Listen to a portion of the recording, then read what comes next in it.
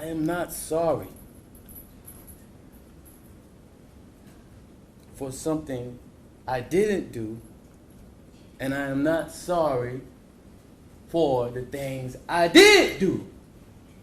Mr. Oneal, All I'm right. not, listen, stop, All right. listen to me. I'm not You're not gonna raise your voice again. I'm You're not going to raise my your voice again. I'm not. I will have you removed from this courtroom. I can sentence you without you being present. Yes, ma'am. You don't conduct I yourself. understand, Your Honor. Thank you. But I will say, I'm sorry for your loss. 19 years I've been at this job. I've seen human beings killed at the hands of others in every way imaginable. You name it, I've seen it. Shootings, stabbings, drownings, suffocatings, blown apart by cars, some DUI manslaughter cases, horrible things. This is the worst case I have ever seen as far as the facts go.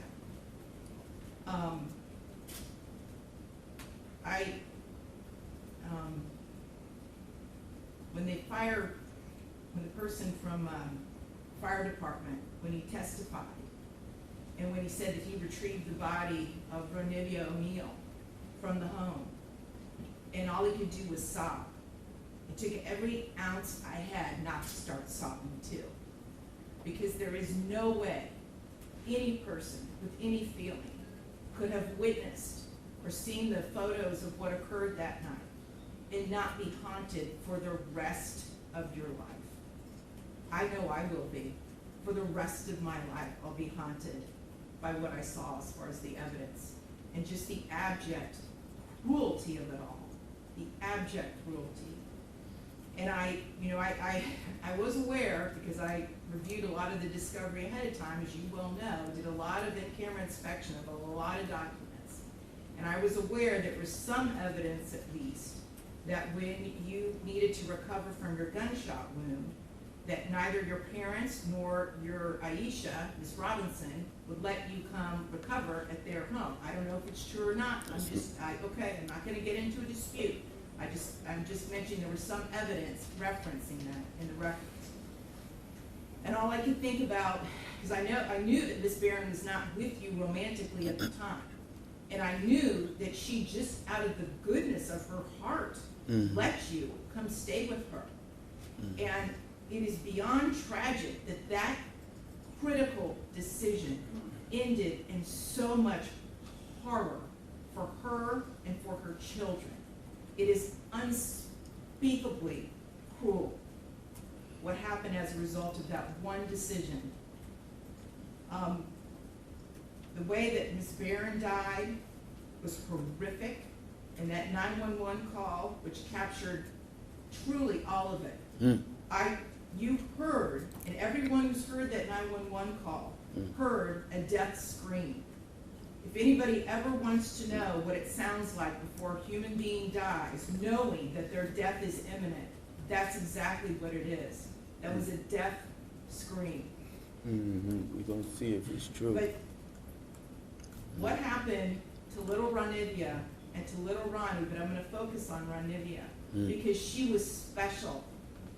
And you could tell Miss Barron had done everything she could to create a beautiful home for her family. I noticed that the Ronivia's bedroom, before you set it on fire, you could tell she tried so hard to make her feel like a princess. Kenyatta did everything she could. And I noticed too in the kitchen, on the refrigerator, she put up magnets that said faith, love, family, hope. And then you know what else happened at the refrigerator during that night? It got splattered with blood all over it due to what happened. Little Ronivia, she couldn't scream, she couldn't run away, and she witnessed what you did to her mother, as far as shooting her mother in the arm with the gunshot. She knew.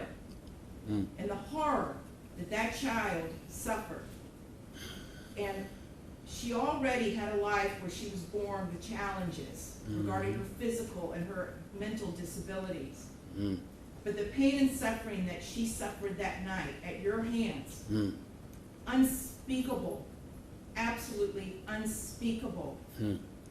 And at the moment, that first time you struck her with that hatchet, and little Ronnie testified that all he could see was tears coming out of his sister's face. At that moment, that child knew.